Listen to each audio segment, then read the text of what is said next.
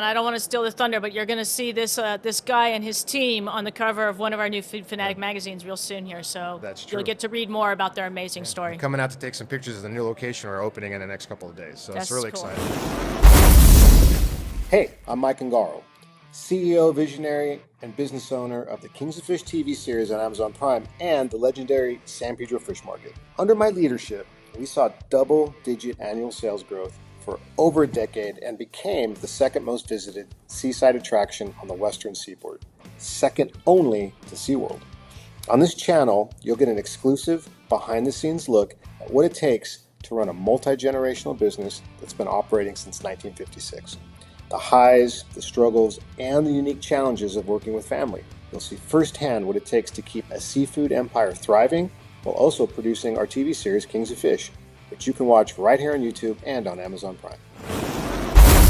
Hello, my name is Mike Ungaro. I'm the CEO and visionary of San Pedro Fish Market and the Kings of Fish TV series now streaming on Amazon Prime. And this is a new episode of Fish Factor with Diane Hund.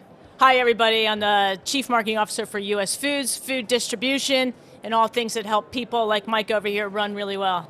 We're working on season 2 of Kings of Fish on Amazon Prime, and thanks to your help, you're cool. our primary sponsor at this point, writing very big checks to help us tell stories about, not just my crazy family and our 68-year history in the seafood business, but also what it takes to move forward into the next generation. Because you can't just it's like this story that we just got to show up and work hard every day.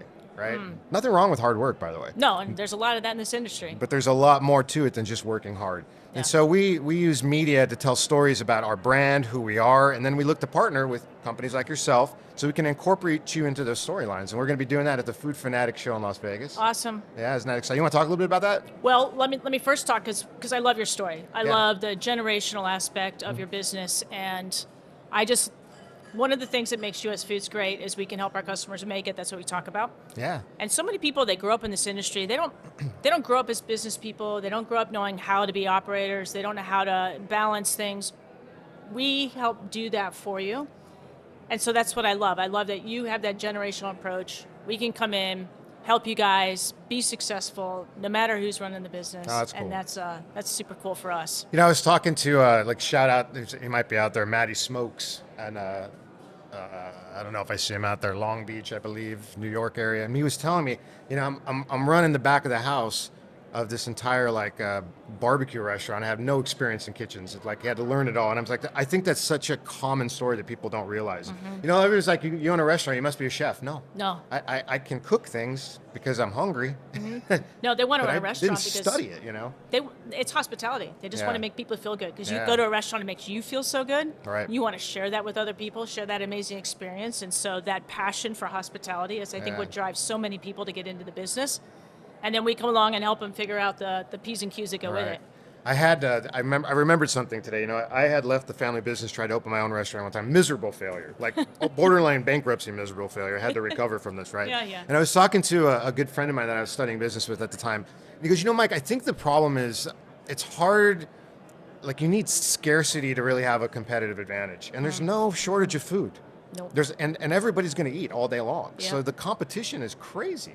And it kind of defeated me a little bit. I'm like, yeah, I guess you're right. And I had to start thinking about our business this is where I really got interested in marketing. I'm like, well, how would we market ourselves? What does set us apart? How can we be different? If there's no shortage of food on every corner in the country, how do you compete against that? So for you and your role, Chief Marketing Officer, selling food. Yeah, well, I think you're talking about the definition of good marketing, which is really understanding. You got to know what your brand is. You've got to know what your unique point of difference is in the marketplace. And then just be true to that and promote that. And if it's something that aligns with what customers are looking for, that's the win-win. What's that unique, unmet customer need in the marketplace?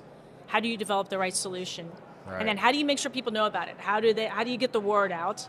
That's what marketing's all about. Getting that message right and then getting that message out to all those other people. So who, in your role, what would be your primary or ideal customer or client that you're after? Is it just restaurants only, or do you So US Foods, about half of our business is traditional restaurants, independent operated restaurants. We have another half of our business that sells to hospitality, healthcare, education, those types of environments. Great. And we have a unique business model that suits both of those. we tend to find it's that independent restaurant that really needs that extra level of support and help from us. Got it. That's where we tailor a really unique value proposition wow. for them. That's where we bring in, from a marketing perspective, we had a lot of fun last year. We came up with a new campaign. We call it More, and it's about more quality, which is about our quality products. More tools, which is about cool things like our Moxie e-commerce platform. All right. More support, which is about the people we have, because we'll bring in a whole team of people to support you, and then more deliveries, which is just making sure our trucks are there on time, flexible delivery whenever you need it. So important. Yeah, so that's really tailored to that independent restaurant who needs a little bit of extra support because they don't have the resources to do some of those things themselves. Like we were talking earlier before we started, like for us, because of the size and volume we do, we're like 10 restaurants rolled into one, right? We have 3,000 seats, 2 million customers, and I was talking to Blue Sea, who's our primary shrimp provider. He was telling me at dinner last night, you do 200 tons of shrimp with us a year, and I was trying to really get my mind around that, because when you're head down, butt up operating the business, which I had done for a very long time in my life, you don't really pay attention to that stuff. As a matter of fact, I don't think there's very many people in the entire company that could answer the question if I said, how much shrimp did we sell last week? I don't know, a bunch. We just defrosted and kept cooking it. I don't know how much shrimp we sold last week either, but it's more than 200. I hope so, yeah. But it was like, when you're looking at that, the complexity of being able to run efficiently and effectively in a business at high volume with that many customers coming through, you need a good partner. You do. And you need somebody that's going to actually be there when you need them, that's going to answer the phone when you call, deliver the product, because as much as we try to predict what's going to happen, you can't, especially in Southern California, all this weird weather. I didn't think we were going to get evicted and be in a parking lot for 2 years. That's a whole different story. That's a crazy story. How do we adapt ourselves to be able to survive? And partners like you make that happen, make it possible. There is so much unknown, uncertainty, flexibility you need to have. It's one of the things we're building into our business model. So we're just now in the process of piloting more flexibility in our delivery. Yep. So today you have a certain cutoff time. You got to place that order. We may not get that truck to you until your delivery date, which might be Tuesday, might be Friday. But what if you need more of that shrimp to be delivered on Wednesday? Yeah. We're starting to make that possible now that we are going to be able to deliver that to you. Later cutoffs, more flexible delivery, getting you everything you need on a more flexible kind of 6 days a week schedule. That's awesome. Yeah. So I wanted to also talk, so we kind of hit a little bit on Kings of Fish and how you guys are going to be in the storyline, saving our lives and all the stuff I just sort of hinted at earlier. And if there's other people out there that want to be part of it, we're open to more sponsors. Hello, more sponsors. Sorry. It's okay. So we're going to be in Las Vegas. Oh, Food cool, Fanatics, at the show. right? Yeah, Awesome. you want to talk a little bit about the show? Yes, I'm passionate about this show. So, we talked before about good marketing. Good marketing is not just knowing what your brand is about, but it's getting that message out to people. So the cool thing about Food Fanatics is it's a food show that goes beyond just tasting product. And when we looked across most food distributor shows, we realized most of them are built on tasting, which is great. You got to taste the product, got to know the product. But how do we incorporate educational elements as well as networking, inspirational moments, some of the things you might see actually at a show like this, because we're at NRA right now. How can we bring that to the food show so that you leave not just with the right products, but with the right ideas, connections, tools, everything you need to be successful. So we start building this show from scratch. You're like, we're just gonna build the perfect show. And so we started dumping everything together, and all of a sudden we realized we had this show that was 180,000 square feet because we had so many vendors. We needed massive amounts of space for breakout rooms, for general sessions, and then we were like, we can't do what Food Fanatics usually is at US Foods, which is a show in every area. We're going to have to make this a destination. So we're doing that show one time in Vegas in August. Wow. All operators can come, and we just want that to be the one place you can go, really experience everything we've got to offer, and leave there truly a better operator. When you leave, we've given you all the advice, all the input, and a head start on the tools to help you be more profitable in your business. And the dates are August 18th and 19th. Yeah, I knew one of them was my birthday. Happy birthday. Thank you. No, it's exciting. I'm excited to be there and be there with my family too. So, what hotel's it at? We're going to be at Mandalay Bay. Okay. Super cool place. So you're going to have to register early if you want to make sure you get a room in our room block. But Vegas, you can stay kind of anywhere you want. But the whole show is actually at Mandalay Bay. Our general session will be there, and that kicks off with Emmett Smith. Nice. We love Emmett. Cool.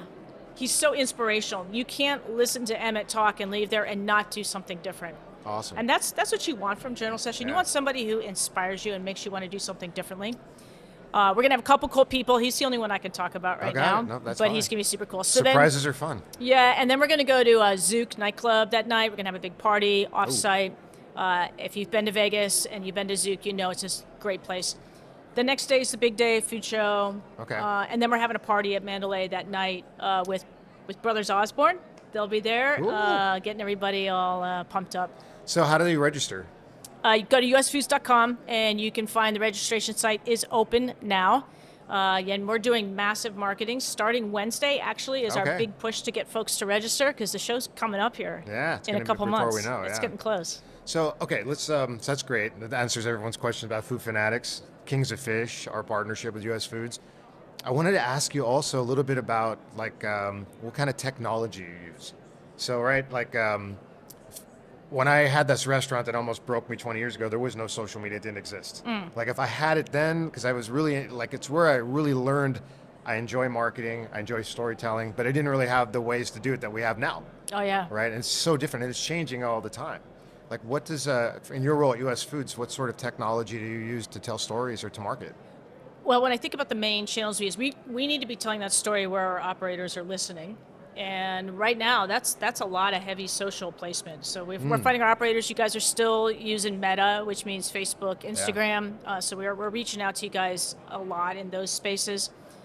We have a big presence on YouTube, and then we like to do just a lot of search optimization, so that when you're going online and you're trying to solve a problem, whether that problem is, how do I find more help for back of house, or what do I do to optimize my frying oil and keep it going longer, that when you search on those questions, we come up at the top of that list, because we've got really good answers for them. So we spend a lot of time doing that kind of stuff too, and then we'll email you. The beautiful thing about marketing today is it's personalized, so hopefully the information we're providing to you is kind of the information you want to be hearing. Yeah. When I was talking to Google the other day, they were telling us about a new tool they had just released that, I guess what it does is it goes to restaurant websites, pulls all their information off their menu and their photos and their social media, and then if you search for a specific restaurant, you become top of the page with the menu, assuming people maintain it, which is not common in a restaurant. I mean, sometimes I look at our menu, guys, this isn't even up to date. What do we have this on here for? Guys, keep your Google places up to date. Yes. Super important. People want to find you. Yes. Make it easy. Don't make it hard.